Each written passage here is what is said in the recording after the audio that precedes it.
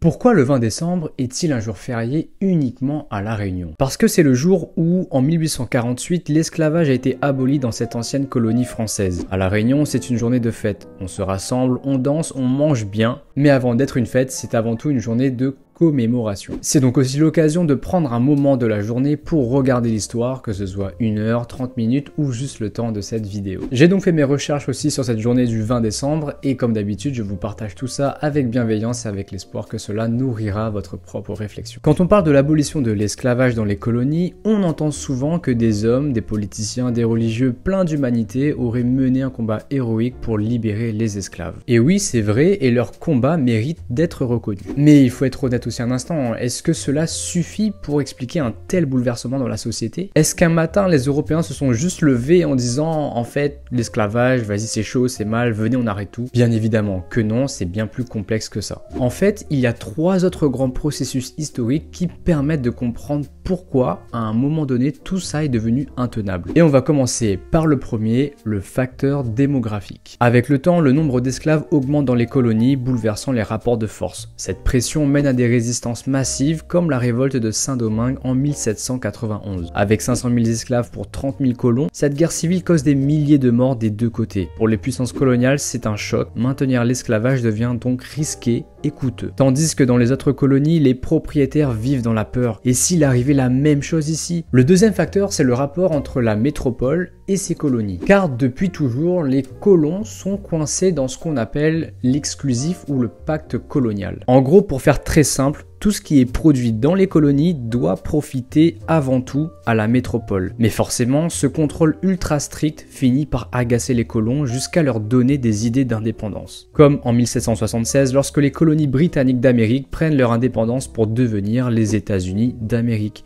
L'Angleterre perd alors une énorme source de revenus. Ils vont alors commencer à retourner leur veste et devenir soudainement abolitionnistes. Et ils vont faire pression pour que les autres puissances européennes abolissent à leur tour l'esclavage. Cela empêche les concurrents d'en tirer un avantage dans le commerce mondial. Et enfin, le troisième facteur, celui auquel on pense le plus rarement mais qui est essentiel pour comprendre l'abolition de l'esclavage, c'est l'évolution des structures sociales en France au XVIIIe siècle. À l'époque, la société française voit peu à peu se dessiner une opposition entre la noblesse, qui tire sa richesse des terres qu'elle possède, et la bourgeoisie, qui, elle, s'enrichit grâce au commerce, aux investissements et à la transformation des matières premières. Cette dernière prend de plus en plus d'importance dans la société, mais ne bénéficie pas des privilèges qui sont alors réservés uniquement à la noblesse. Ces tensions, plus celles d'une situation de crise sociale chez le petit peuple, va entamer la Révolution française de 1789. La bourgeoisie va alors tirer profit de cette crise pour renverser l'ordre social, abolir les privilèges de l'aristocratie et imposer de nouvelles idées, notamment la liberté individuelle, ce qui posera les bases pour l'abolition de l'esclavage. On passe alors d'une économie féodale dont la richesse est basée sur la quantité, la surface de terre qu'on possède, donc une richesse attachée à la terre, donc une richesse immobilière, à une économie capitaliste, donc plutôt orientée vers le profit, la recherche de bénéfices via les outils de production et la libéralisation du marché. Le passage de l'esclavage au salariat n'est donc pas uniquement une histoire, une affaire de morale ou d'humanité. C'est surtout le résultat d'un changement profond des structures économiques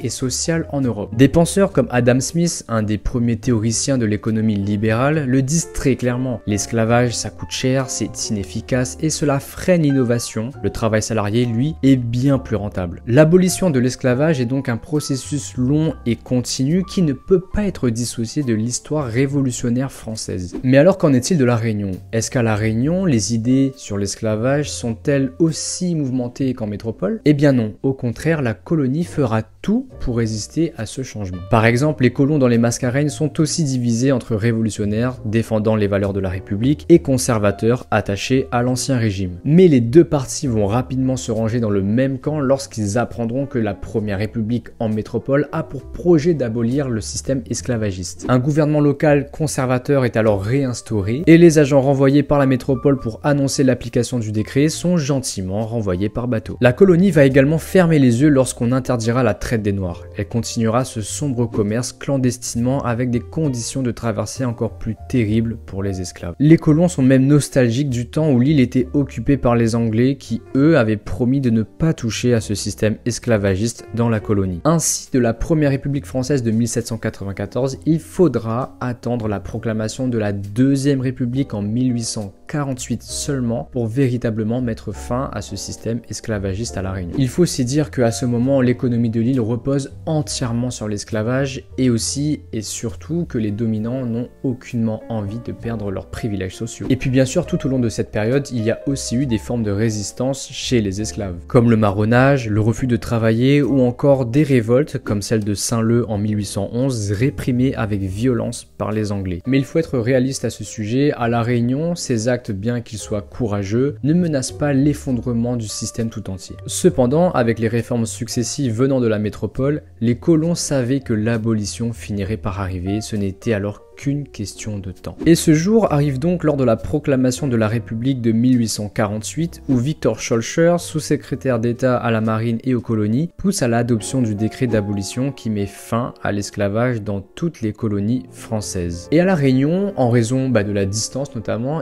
ce décret d'abolition sera proclamé sur l'île uniquement le 18 octobre 1848 et stipule que l'abolition devra cesser 2 mois après la promulgation du décret, c'est-à-dire 2 mois après le 18 octobre, donc ce qui nous fait ramener au 20 décembre 1848. Cependant, la métropole en faisant ça doit faire face à un double défi. Le premier, c'est de rassurer les colons pour éviter qu'ils ne quittent l'île avec tous leurs capitaux.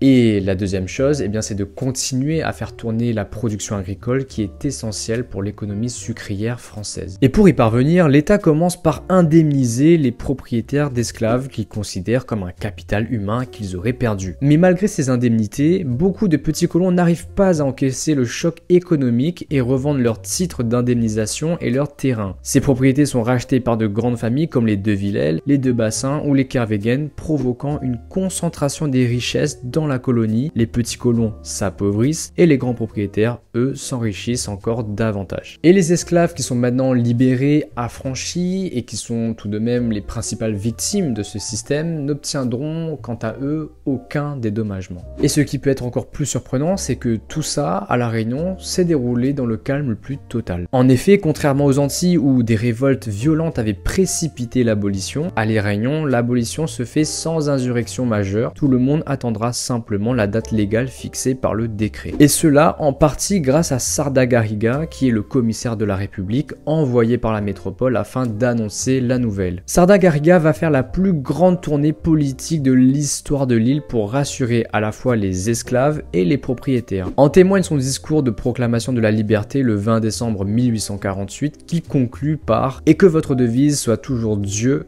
la France et le travail ». Ce qui sonne quand même assez différent du liberté, égalité, fraternité qui est alors gravé en métropole au même moment. Sarda Gariga s'adresse donc directement aux affranchis, les forçant à accepter leur nouvelle situation tout en continuant de travailler chez leurs anciens maîtres. Et les nouveaux libres qui auraient le malheur de vouloir sortir de ce système et donc se retrouver sans contrat de travail dans la colonie seront sanctionnés pour vagabondage. Ainsi, au lendemain de l'abolition, tout semble reprendre comme si de rien n'était. Les affranchis vont repartir travailler dans les plantations. Mais évidemment, avec le temps, ils réalisent qu'ils ne sont pas vraiment acceptés comme des égaux. Ils restent méprisés par leurs anciens maîtres et beaucoup refusent de s'investir dans les plantations de canne à sucre qui représentent une période sombre de leur vie. Certains vont donc migrer dans les hauts de l'île, d'autres vont sombrer dans le vagabondage sans domicile fixe. Dans les deux cas, ces affranchis vivront dans une misère extrême. Les esclaves noirs de la colonie sont donc libres, mais il n'y aura pas de véritable émancipation ni sociale ni économique qui accompagnera l'abolition de l'esclavage. Et pour les grands propriétaires blancs de l'île, il est hors de question de considérer des noirs comme leurs égaux. Ils vont donc tenter de les remplacer par l'arrivée des machines à vapeur et bien sûr par l'importation de main-d'œuvre engagée, donc des travailleurs asiatiques, principalement indiens, recrutés sous contrat mais qui seront exploités dans des conditions souvent proches de l'esclavage. La métropole avait sans doute imaginé que les mentalités changeraient rapidement suite à l'abolition, mais à La Réunion, tout comme ailleurs, la réalité continue continuera de prouver le contraire. L'abolition marque donc la fin du système esclavagiste, mais pas celle des inégalités sociales. Ainsi, le 20 décembre 1848 à La Réunion ne met pas seulement fin à un système qui est inhumain. Cette date symbolise bien plus que ça, c'est véritablement le passage d'une époque à une autre. L'ère où régnaient les rois, la noblesse, l'aristocratie s'efface pour laisser place à un nouveau pouvoir, celui de l'argent et de la finance, monde dans lequel nous vivons d'ailleurs encore aujourd'hui. Mais désormais, les Réunionnais peuvent enfin penser librement, regarder leur histoire pour mieux comprendre le présent et ainsi imaginer leur propre destinée. Donc ben là, le petit message que Mité vous fait passer dans cette belle journée de 20 décembre, que vous allez la Réunion dans la chaleur, ou bien dans la frais comme moi. Donc, bonne fête Cafazot et attention sur la route, à tout.